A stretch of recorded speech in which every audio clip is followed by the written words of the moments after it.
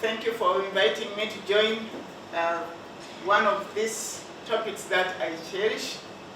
I'm Beatrice Anywar, State Minister for Environment in Uganda, but commonly known as Mama Mabira, the mother of the environment, which is a unique name, and I'm happy to associate myself with that. I'm happy today, Your Excellencies, ladies and gentlemen, to share Ugandans' experience while we are trying to update our nationally determined contribution policy.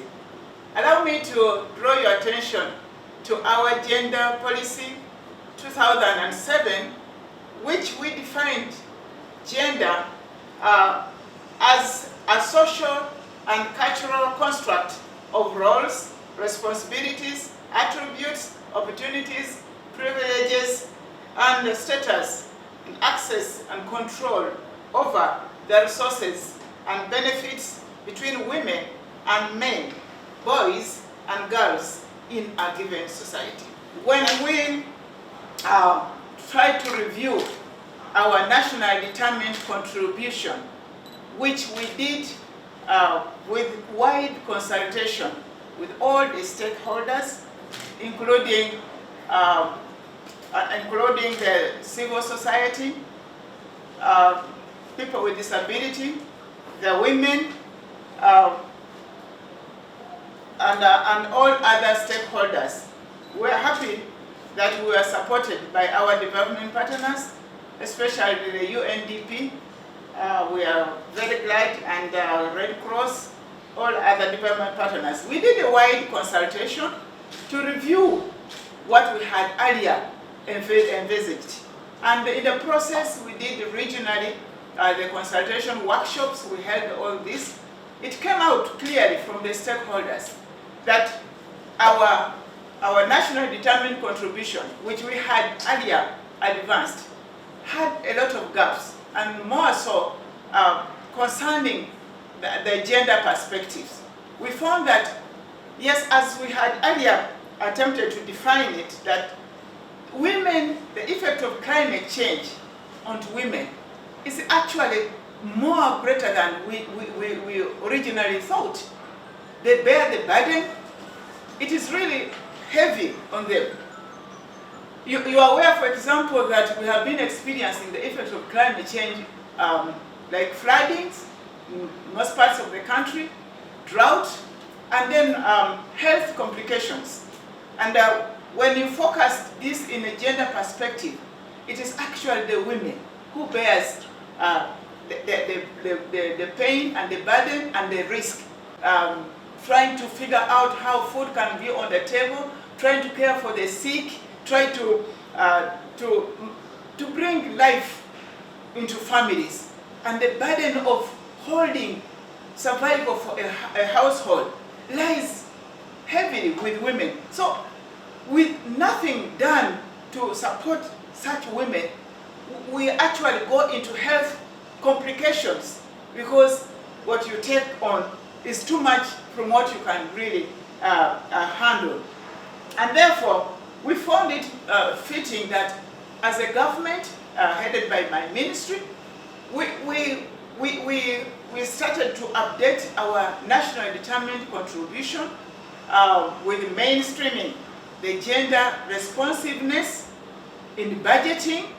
We actually have even legislation where all the budgets must have a gender certificate before the budgets of all the sectors are passed, because we had mainstreamed the gender responsiveness in all our undertakings. This is how much we have gone, and we thought this will narrow and lighten up the burden and the risks that the women are getting concerned with. We are also very mindful of the high population which we have of the youth who are unemployed, the people with disability. These are people we have now focused. As you are aware, that recently also we launched a parish development model, where our service delivery, where our budgeting implementation is extended to the lowest unit of government, that is the parish. That is where the implementation is should. And we have deliberately emphasized the composition of the committees. The women are emphasized, must be represented, the youth, people with disability, and we have deliberately even given the budget for 30% for the women, we have given for the youth, we have given with people with disability, we have given to people, elderly people. And it is deliberate in our budgeting, which we have done as a government. And this should help us, take us to another level, lifting the burdens which most women are bearing as a result of the effects of climate change. That's not also just enough.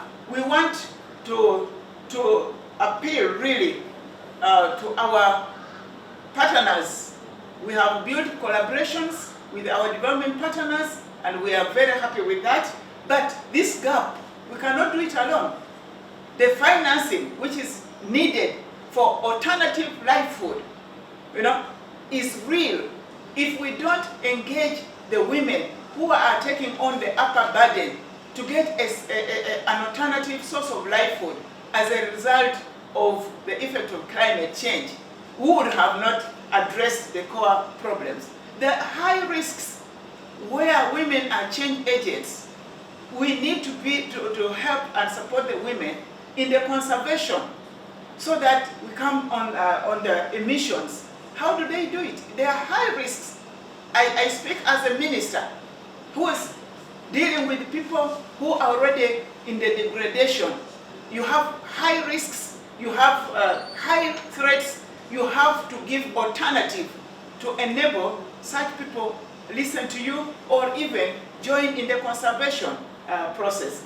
Therefore, the technology we are talking about, the financing which we are talking about, we need all our collaborators, our development partners to increase onto this. It will take us a milestone if we put it in perspective. What are we trying to say we want to actually focus on? We have to have the gender action plans visibly targeted. We need to build strategies of partnership with the other development partners, as I had said earlier, across the world. We need, as a government, to take onto the lead of taking a strong position in the budgeting, gender responsiveness, and affirmative action, so that it is possible that the ladies who are bearing the burden are brought on board and actively participating. We want the whole government budgeting, which I've already alluded to in the parish development model. It is cutting across all. We are promoting climate change responsive budgeting for even including the children to participate, the women, and the rest of all other groups. We are equally having our policy and regulations framework reviewed to be gender responsive. We are verifying the gender climate change indicators of our nationally determined contribution action points, and we are also building up capacity and skills in gender climate change technologies and action points. We are building capacities and skills in gender sensitive planning and implementation of climate change actions. And therefore, as a key message is that we interact at this international level. We call upon partners to quickly join hands with our already pipelined interventions to take off. Because if the policies are good, but the action points are not matching up, then it becomes just a paperwork. We want to go out and be into action. We need to put the women, as you rightly put it, the women must be encouraged and supported to go at a decision-making level. decisions should not be made for us in the boardrooms, and the women who are the key change agents or implementers of this positive action just be lumped with that policy information. We need to have those who are deliberately skilled up, trained, encouraged, mentored by all those who care about the women. Some of us, we are here, but we need even global support. We need that exposure. We need the sisterhood and the brotherhood to bring out the inner, talents of women. They need their encouragement. They need that collective word of saying you have done well. It encourages them to go on. So today is one of those few interactions that, as a woman activist, as a gender-sensitive lady, and a government official, we are here to take it to another level. I look forward, as we continue to interact, that quickly we see the financing, the budgeting, the skilling, the technology transfers, the inclusiveness at all levels for women, for God and my country. I thank you.